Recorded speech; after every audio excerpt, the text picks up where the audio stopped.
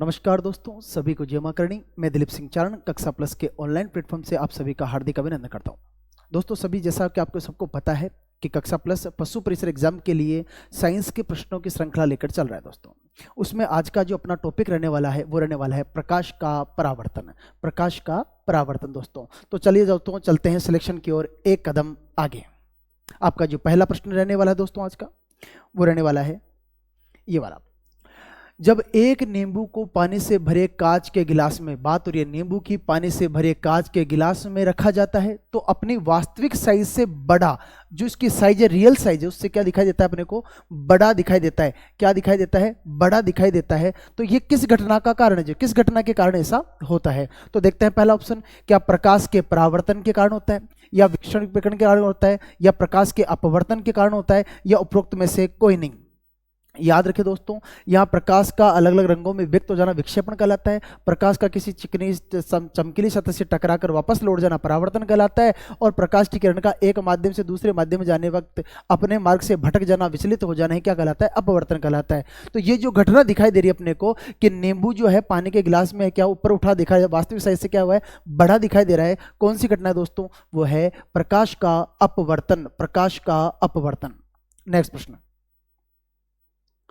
जब प्रकाश किरण एक माध्यम से दूसरे माध्यम में प्रवेश करती है तो किरण के मुड़ने की प्रक्रिया क्या कहलाती है? यानी प्रकाश किरण एक माध्यम से किसी दूसरे माध्यम में प्रवेश करती है तो किरण के मुड़ने की प्रक्रिया क्या कहलाती है? तो उसे क्या कहा जाता है? उसे कहा जाता है अपवर्तन। क्या कहा जाता है? अपवर्तन। जब जो प्रकाश की किरण होती है सघन माध्यम से विरल माध्यम में, या विरल माध्यम से सघन माध्यम में प्रवेश करती है तो अपने मार्ग से विचलित हो जाती है, और इसी घटना को अपवर्तन कहा जाता है। तीसरा प्रश्न है, प्रकाश निम्नलिखित में से किस घटना के कारण जल से भरे बर्तन के पेंदे में रखा हुआ सिक्का ऊपर उठा दिखाता है? यानी जल के जो पात्र है उसके अंदर जो सिक्का रखा हुआ होता है वो ऊपर उठा हुआ दिखाई देता है। किस घटना के? प्रकाश की ऐसी कौन सी घटना है जिसके कारण सिक्का ऊपर उठा हुआ दिखाई देता है दोस्तों? तो यहां पे क्या परावर्तन घटना है, या विवर्तन घटना है, या व्यतिकरण घटना है, या अपवर्तन घटना है? इसका जो राइट आंसर होने वाला है दोस्तों वो होने वाला है आपका अपवर्तन घटना के कारण पानी के गिलास या पानी के भरे पात्र में जो सिक्का होता है वो ऊपर उठा हुआ दिखाई देता है। नेक्स्ट प्रश्न, हमें वास्तविक सूर्योदय से कुछ मिनट पूर्व ही सूर्य दिखाई देने का कारण है। याद रखें इसको भी कि वास्तविक सूर्योदय से कुछ मिनट पहले, यानी सूर्य उदय होने वाला उससे पहले अपने को सूर्य दिखाई देता है। कौन सी घटना के कारण? तो प्रकाश का अपवर्तन है, या प्रकाश का प्रकीर्णन है, या प्रकाश का पूर्ण आंतरिक परावर्तन है, या प्रकाश का विवर्तन है? इसका जो आंसर रहने वाला है अपना कि वास्तविक सूर्य उदय से पहले ही कुछ मिनट पहले अपने को सूर्य दिखाई देता है, उसका आंसर रहने वाला है प्रकाश का अपवर्तन। प्रकाश का अपवर्तन। नेक्स्ट प्रश्न, रात में तारे झिलमिलाते हैं। रात में तारे झिलमिलाते हैं, कौन सी घटना है ये प्रकाश की? तो याद रखें अपवर्तन घटना है प्रकाश की, तारे का झिलमिलाना टिमटिमाना एक ही बात है। परावर्तन घटना है, व्यतिकरण घटना है, या फिर वर्ण विक्षेपण घटना है? तो इसमें जो आंसर रहने वाला है कि तारे टिमटिमाते हुए दिखाई देते, झिलमिलाते हुए दिखाई देते प्रकाश की, कौन सी घटना है? उसका आंसर होने वाला है आपका अपवर्तन घटना है। कौन सी घटना है? अपवर्तन घटना है। नेक्स्ट प्रश्न, हीरे की चमक का कारण, इंपॉर्टेंट प्रश्न ये भी, हीरे की चमक का कारण पूछा जाता है कि प्रकाश की कौन सी घटना का उदाहरण है? तो हीरा चमकने का जो मुख्य कारण है, क्या प्रकाश का अपवर्तन है, प्रकाश का ध्रुवण है, प्रकाश का पूर्ण आंतरिक परावर्तन है, या प्रकाश का व्यतिकरण है? तो इसमें जो हीरे की चमक का जो मुख्य कारण माना जाता है वो क्या माना जाता है? प्रकाश का पूर्ण आंतरिक परावर्तन माना जाता है। प्रकाश का पूर्ण आंतरिक परावर्तन माना जाता है। नेक्स्ट प्रश्न, पानी की टंकी के ऊपर से देखने पर कम गहरी दिखाई देने का कारण? यानी सीधी सी बात है, पानी की टंकी को ऊपर से, भरी हुई टंकी को ऊपर से देखते हैं अपन तो अपने को उसका पैंदा ऊपर उठा हुआ, यानी कम भरी हुई जैसे दिखाई देती है अपने को, कम गहरी दिखाई देती है अपने को। किस घटना के कारण? परावर्तन, अपवर्तन, पूर्ण आंतरिक परावर्तन, या प्रकाश का ध्रुवण? तो यहाँ पे जो आंसर होगा अपना कि पानी की जो टंकी ऊपर से देखने पे कम गहरी दिखाई देती है तो वो कारण होगा अपना अपवर्तन घटना के कारण। अपवर्तन घटना के कारण ऐसा होता है दोस्तों। नेक्स्ट प्रश्न, मृग मरीचिका के दिखाई देने का कारण? मृग मरीचिका किसे कहते हैं दोस्तों? वो मृग मरीचिका कहते हैं जैसे कि रेगिस्तान हो या आपके सड़क हो, उस पर दूर से अपने को आभासी रूप से पानी का एहसास होना, वही क्या कहलाता है? मृग मरीचिका कहलाता है। और यह घटना प्रकाश के किस कारण होती है? तो देखते हैं, वायुमंडलीय अपवर्तन के कारण, प्रकाश के प्रकीर्णन के कारण, या विवर्तन के कारण, या प्रकाश के ध्रुवण के कारण। यहां पे जो होगा प्रकाश का प्रकीर्णन होगा दोस्तों, यहां होगा प्रकाश का पूर्ण आंतरिक परावर्तन। पूर्ण आंतरिक परावर्तन, आंतरिक प्रकाश का पूर्ण आंतरिक परावर्तन।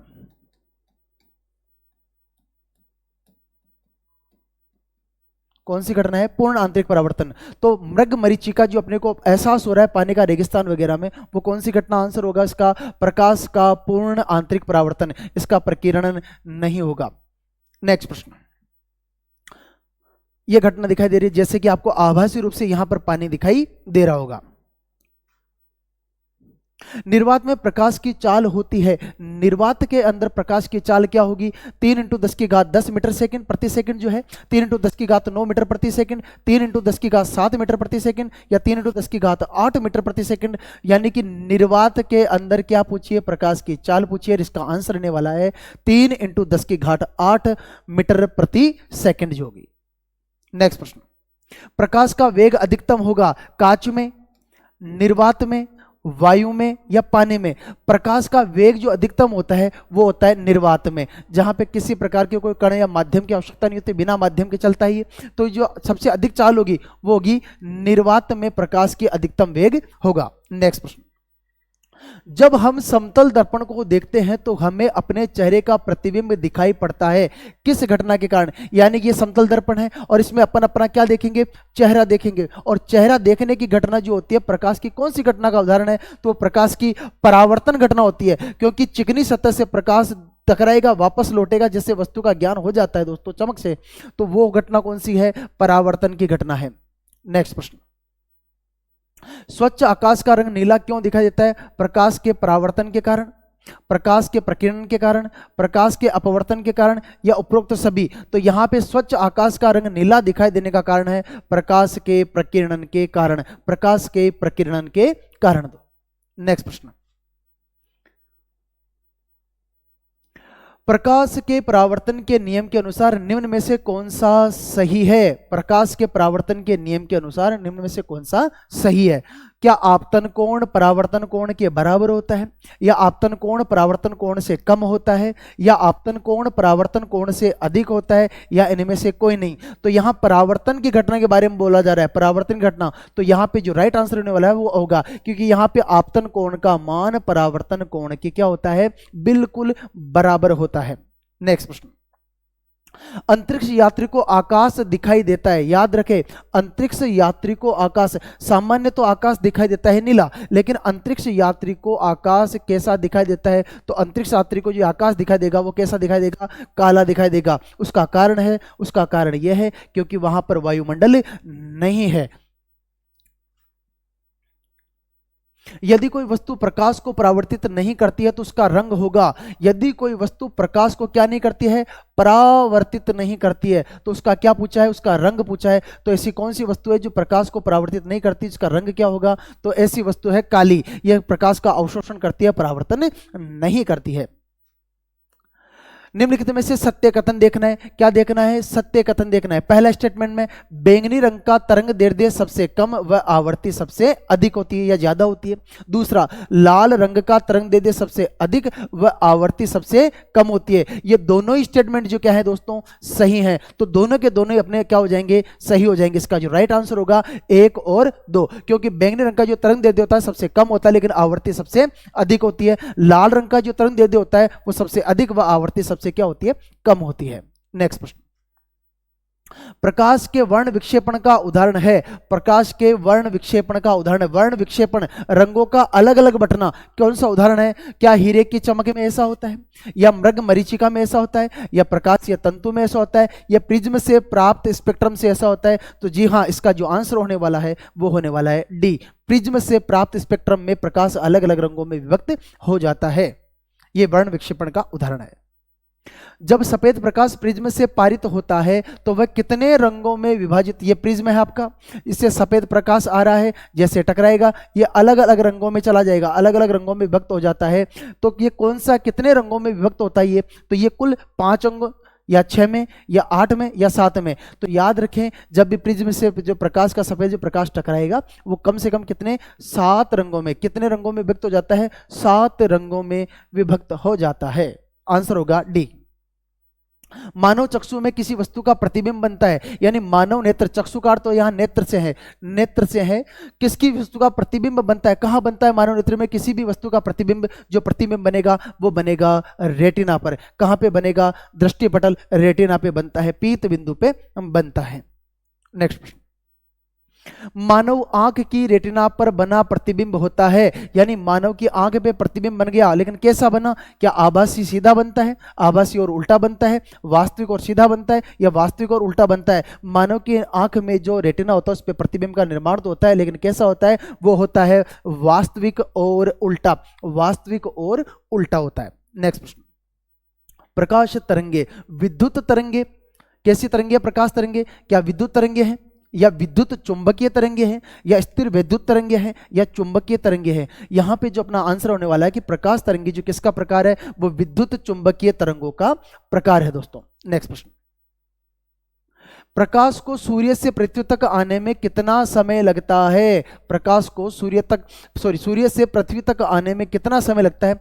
5.5 मिनट, 6.8 मिनट, 8.14 मिनट, या 9.6 मिनट? याद रखें इसमें कि सूर्य के प्रकाश को पृथ्वी तक आने में लगभग 8 मिनट और 20 सेकंड का समय लगता है, लगभग में लगता है। तो यहाँ पे राइट आंसर होने वाला अपना कौन सा होगा? 8 मिनट और 14 सेकंड जो होगा वो अपना राइट आंसर होगा। नेक्स्ट प्रश्न, गोलीय दर्पण के ध्रुव तथा मुख्य फोकस, गोलीय दर्पण के ध्रुव और मुख्य फोकस के बीच की दूरी क्या कहलाएगी? क्या वक्रता केंद्र कहलाएगा, या वक्रता त्रिज्या कहलाएगी, या फोकस दूरी कहलाएगी, या व्यापक कहलाएगा? तो इसका आंसर होने वाला है फोकस दूरी। दर्पण के ध्रुव और मुख्य फोकस के मध्य की जो दूरी होती है वो फोकस दूरी कहलाती है। नेक्स्ट प्रश्न, समतल दर्पण द्वारा बना प्रतिबिंब सदैव होता है। समतल सामान्य जो दर्पण होता है उससे जो प्रतिबिंब बनता है वो कैसा होता है? तो पहला ऑप्शन आ रहा है अपना सीधा आभासी व वस्तु के बराबर। दूसरा ऑप्शन आ रहा है अपना उल्टा वास्तविक वस्तु के बराबर, बिल्कुल। और तीसरा है सीधा वास्तविक वस्तु से छोटा और सीधा आभासी वस्तु से छोटा। तो यहां पे याद रखिए समतल दर्पण में जो प्रतिबिंब बनता है वस्तु के बराबर तो बनता है। कैसा बनता है? वस्तु के बराबर बनता है, लेकिन कैसा बनता है? सीधा भी बनता है, आभासी भी होता है और वस्तु के बराबर होता है, उल्टा नहीं बनता। इसमें यहां वस्तु के बराबर दोनों में आ रहा है लेकिन उल्टा नहीं बनता है अपने। तो याद रखें अपना जो आंसर होगा वो क्या होगा? ए, सीधा आभासी व वस्तु के बराबर। नेक्स्ट प्रश्न, निकट दृष्टि दोष वस्तु का स्पष्ट प्रतिबिंब बनेगा। किस दोष में? निकट दृष्टि दोष, यानी कि मायोपिया में, मायोपिया के अंदर, मायोपिया में दोष में वस्तु का स्पष्ट प्रतिबिंब बनेगा। रेटिना के आगे, रेटिना के पीछे, रेटिना के मध्य, या उपरोक्त सभी। तो याद रखें निकट दृष्टि दोष में प्रतिबिंब का निर्माण रेटिना से पूर्व यानी पहले हो जाता है, आगे हो जाता है। इसका आंसर होगा ए। अगर पीछे आता है तो यहां दूर दृष्टि रोग आ जाएगा। दूर दृष्टि रोग में, दूर दृष्टि रोग की बात हो तो रेटिना के पीछे, बाकी निकट दृष्टि दोष की बात हो रेटिना से आगे, यहां पे आंसर आएगा। पानी में हवा का एक बुलबुला किसके रूप में कार्य करता है? पानी में हवा का एक बुलबुला किसके रूप कार्य करता है? तो उत्तल लेंस के रूप में, या अवतल लेंस के रूप में, या अवतल दर्पण के रूप में, या उत्तल दर्पण के रूप में। तो पानी में हवा का एक बुलबुला वो क्या करता है? वो अवतल लेंस का कार्य करता है, अवतल लेंस का कार्य करता है। नेक्स्ट प्रश्न, एक समतल दर्पण में परावर्तन के बाद एम्बुलेंस शब्द दिखाई देता है या कैसा दिखेगा? तो याद रखिए समतल दर्पण में जो भी अक्षर होता है वो उल्टा दिखाई देता है अपने को। तो जो अगर एम्बुलेंस इस तरह से लिखा हुआ है तो बिल्कुल इसका क्या हो जाएगा? विपरीत हो जाएगा। तो यहाँ पे जो एम्बुलेंस शब्द होगा वो एम्बुलेंस शब्द इस तरह से हो जाएगा। यहाँ पे एम, यहाँ पे बी आ रहा है तो बी यूं हो जाएगा, यहाँ पे यू यू का ये रहेगा, उसके बाद एल भी आपका यूं हो जाएगा, उसके बाद ए आपका यूं का यूं रहेगा, उसके बाद एन आपका यूं अलग हो जाएगा, उसके बाद सी आपका हो जाएगा और उसके बाद में ई आपका हो जाएगा। एम्बुलेंस इस तरह से थोड़ा दिखाई देगा। यहाँ पे थोड़ी सी मिसप्रिंटिंग है तो इसको जो सही रूप होगा वो ये वाला होगा। नेक्स्ट प्रश्न, कसुमल रंग का अर्थ है। याद रखें कसुमल रंग किसे कहा जाता है? क्या काले को, क्या नीले को, या पीले को, या लाल को, किसे कहा जाता है? तो यहां कसुमल रंग का अर्थ होता है लाल रंग। कसुमल का अर्थ क्या होता है? लाल रंग होता है। नेक्स्ट प्रश्न, निम्नलिखित में से कौन सा पदार्थ प्रकाशीय लेंस बनाने हेतु प्रयुक्त नहीं किया जाता। नहीं करने की बात आ रही है दोस्तों, नहीं किया जाता है। क्या जल, हाँ बिल्कुल एक प्रकाशीय लेंस के रूप में काम ले सकते हैं। क्या प्लास्टिक, बिल्कुल ले सकते हैं। क्या कांच, बिल्कुल काम में आ सकता है। लेकिन चिकनी मिट्टी जो होती है प्रकाशीय लेंस बनाने में काम में नहीं आती। अपने को पूछा ही नहीं है, इसलिए अपना आंसर क्या हो जाएगा, चिकनी मिट्टी अपना आंसर हो जाएगा। नेक्स्ट प्रश्न, नेत्र लेंस पर एक अपारदर्शी, याद रखें किस पे, नेत्र लेंस, कौन सा लेंस है, उत्तल या द्विउत्तल जिसे कहा जाता है, द्विउत्तल बायो कॉन्वेक्स भी कहा जाता है, जिस पर क्या बन गई है, एक अपारदर्शी झिल्ली का निर्माण हो गया जिसे दृष्टि पर प्रतिकूल प्रभाव डालती है। इस नेत्र रोग को दोष को क्या कहते हैं अपन, तो याद रखिए जब भी नेत्र के लेंस पर अपारदर्शी होता है, लेंस चपटा और अपारदर्शक हो जाता है पक्षमापी पेशियों की ढिलाई के कारण, जिसके कारण दिखाई देना बंद हो जाता है, और वो रोग होता है मोतियाबिंद। कौन सा बिंद, मोतियाबिंद। नेत्र लेंस अपारदर्शी झिल्ली का निर्माण हो जाता है। नेक्स्ट प्रश्न, लेंस की समता का एस आई मात्रक, लेंस की समता का एस आई मात्रक क्या है। लेंस की समता का जो एस आई मात्रक होगा, क्या हॉर्स पावर होगा, या मीटर होगा, या वॉट होगा, या डायप्टर होगा। तो लेंस की समता का एस आई जो मात्रक होता है वो होता है डायप्टर। क्या होता है, डायप्टर होता है। नेक्स्ट प्रश्न, एक व्यक्ति जिसकी लंबाई 6 फीट है, कितनी है, 6 फीट है, उसे अपना पूरा प्रतिबिंब दर्पण में देखने के लिए एक दर्पण की न्यूनतम ऊंचाई होगी। एक व्यक्ति है, यहां पे व्यक्ति ले लेते हैं अपन, कितनी लंबाई बताइए उसकी, 6 फीट बताई है। अब ये अपनी पूरी लंबाई को इस दर्पण में देखना चाहता है, तो बताओ उसके लिए कितने दर्पण, ऊंचाई के दर्पण की आवश्यकता होगी। तो यहां पे फॉर्मूला काम करता है h/2, यानी जितनी व्यक्ति की लंबाई अगर 4 फीट का है, 6 फीट का है, 7 फीट का है, 8 फीट का है, तो उसमें कितने का भाग देना है अपने को, 2 का भाग देना है। तो याद रखिए यहाँ पे अपने कितनी फीट है कि 6 फीट बताइए, h/2, 2 एकम 2, 2 3 के 6 हो गए यहाँ पे। तो कितने फीट का दर्पण आएगा अपने यहाँ पे, इसका आंसर आ जाएगा 3 फीट का दर्पण जो होगा अपना आंसर होगा। दोस्तों याद रखें h/2। नेक्स्ट प्रश्न, उत्तल दर्पण काम में लिए जाते हैं, पूछा है उत्तल दर्पण काम में लिए जाते हैं, क्या टॉर्च में आते हैं, या वाहन की हेडलाइट में आते हैं, या सेविंग दर्पण के रूप में आते हैं, या वाहन के पीछे के दृश्य दर्पण के रूप में। याद रखें उत्तल दर्पण का जो प्रयोग होता है वाहनों के साइड मिरर जो होते हैं, पार्श्व दर्पण जो होते हैं, पीछे की गाड़ियों का दृश्य देखने के लिए दर्पण होते हैं, उनमें किया जाता है। तो उत्तल दर्पण का प्रयोग कहाँ हो रहा है, वाहनों के पीछे के जो पार्श्व दर्पण, साइड दर्पण भी कहते हैं, पार्श्व दर्पण भी इन्हें कहा जाता है, पार्श्व दर्पण भी इन्हें कहा जाता है, उसके रूप में उत्तल दर्पण का काम में लिया जाता है। वस्तु का बड़ा एवं आभासीय प्रतिबिंब प्राप्त करने के लिए प्रयोग में लिया जाता है। वस्तु का बड़ा एवं आभासीय प्रतिबिंब प्राप्त करने के लिए, बड़ा भी है और आभासीय भी है, और कैसा प्रतिबिंब प्राप्त करने के लिए कौन सा काम लेंगे, अवतल दर्पण, उत्तल दर्पण, समतल दर्पण, या समतल या उत्तल दर्पण। तो यहाँ पे जो अपन वस्तु का बड़ा एवं आभासीय प्रतिबिंब प्राप्त करना है तो कौन सा दर्पण लेंगे, अवतल दर्पण का उपयोग करेंगे। दोस्तों नेक्स्ट प्रश्न, एक उत्तल गोलीय दर्पण से प्रतिबिंब बनता है, एक उत्तल गोलीय दर्पण से प्रतिबिंब कैसा बनेगा, तो क्या आभासी और सीधा बनेगा, या वास्तविक और सीधा बनेगा, या आभासी और उल्टा बनेगा, या वास्तविक एवं उल्टा बनेगा। तो याद रखिए एक उत्तल गोलीय दर्पण की बात हो रही है, लेंस की बात नहीं हो रही है, दर्पण की बात हो रही है। तो यहाँ पे जो प्रतिबिंब बनेगा आभासी एवं सीधा प्रतिबिंब का निर्माण होगा। दोस्तों नेक्स्ट प्रश्न, दो समतल दर्पण परस्पर लंबवत रखे हुए हैं तो उनके मध्य रखी वस्तु के बनने वाले प्रतिबिंबों की संख्या होगी। यानी दो समतल दर्पण हैं, परस्पर रखे हुए हैं, लंबवत रखे हुए एक दूसरे के, तो उनसे बनने वाले प्रतिबिंबों की संख्या क्या होगी। तो यहाँ पे जो n बराबर 360 बटे क्या आता है, थीटा आता है, माइनस क्या आता है, 1 आता है। प्रतिबिंबों की संख्या, अगर आंसर सम संख्या में आना है तो अपने को -1 करना है, अगर आंसर विषम संख्या में आए तो अपने को आंसर क्या करना है, -1 नहीं करना है उसमें से। तो यहाँ पे बात करते हैं कि 360 बटे 90 कितना आ रहा है, यहाँ पे आ रहा है अपने के 9 चौक 36, कितना आ रहा है 36 आ रहा है, 0 से 0 ये कट गया तो याद रखिए 4 आया। यहाँ पे सम संख्या आ रही है तो n-1 आ रहा है तो 4 में से 1 गया, कितने दर्पण प्रतिबिंब बनेंगे, 3। कितने प्रतिबिंब का निर्माण होगा, 3 प्रतिबिंब का निर्माण होगा। दोस्तों नेक्स्ट प्रश्न,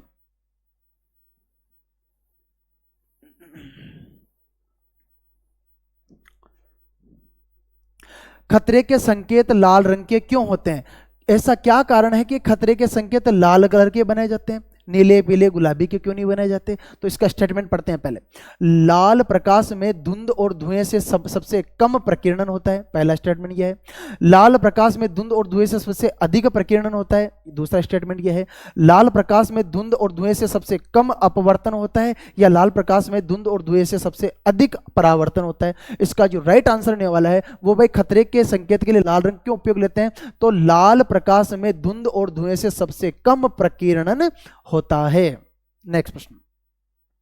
एक इंद्रधनुष के निचले किनारे से ऊपरी किनारे तक रंगों का क्रम होता है, यानी निचले किनारे से लेकर ऊपरी किनारे तक रंगों का क्रम क्या होगा? वो क्या होगा? GBIVOUR होगा, या रॉय GB होगा, या रॉय GVIB होगा, या विबग्योर होगा? तो इसका सही आंसर होगा विबग्योर। क्या होगा?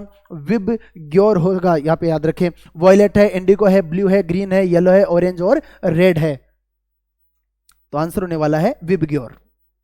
निम्नलिखित में से इंद्रधनुष के बनने का कारण है, निम्नलिखित में से इंद्रधनुष के बनने का कारण पूछा है। क्या अपवर्तन घटना के कारण ऐसा होता है इंद्रधनुष बनता है, या अपवर्तन एवं परावर्तन दोनों ही घटनाएं होती है इसलिए इंद्रधनुष बनता है, या तीसरी आती है क्या परावर्तन घटना के कारण ऐसा हो रहा है, ऐसा भी है क्या? क्या चौथा है इनमें से कोई नहीं? तो इंद्रधनुष जब भी बनता है तो जहां इंद्रधनुष बनेगा वहां अपवर्तन एवं परावर्तन दोनों प्रकार की घटनाएं एक साथ चलती है। तो इसका जो राइट आंसर होने वाला है अपने पास में वो होने वाला है ब, अपवर्तन एवं परावर्तन घटना। नेक्स्ट प्रश्न। परावर्तन का नियम आपतन कोण परावर्तन कोण के बराबर है। बिल्कुल, परावर्तन का नियम यह है कि आपतन कोण परावर्तन कोण के क्या होना है? बराबर। और आपतित किरण, परावर्तित किरण और अभिलंब तीनों एक सतह पे होने चाहिए, यह भी इसका नियम है। तो याद रखें, प्रकाश की एक किरण के लिए परावर्तन के लिए सही है तो आपतन कोण परावर्तन कोण बराबर होता है, तो प्रकाश की एक किरण के लिए भी क्या नियम लागू होगा? तो देखते हैं, केवल समतल सतह के लिए नियम लागू होता है क्या ये नियम?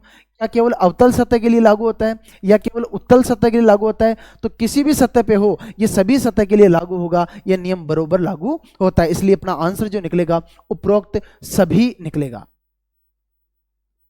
निम्नलिखित में से किसके संचरण के लिए माध्यम की आवश्यकता नहीं होती? निम्नलिखित में से किसके संचरण के लिए माध्यम की आवश्यकता नहीं होती? यहां पे ध्वनि के संचरण के लिए माध्यम की आवश्यकता होती है, चुंबकीय तरंगे हैं, जल तरंगे हैं, तो इन सभी के लिए माध्यम की आवश्यकता होती है। जिसकी नहीं होती वो है प्रकाश। इसके लिए किसी भी प्रकार के जो माध्यम की आवश्यकता नहीं है, निर्वात में भी अपनी क्या स्वच्छंद गति कर लेता है। दोस्तों नेक्स्ट प्रश्न।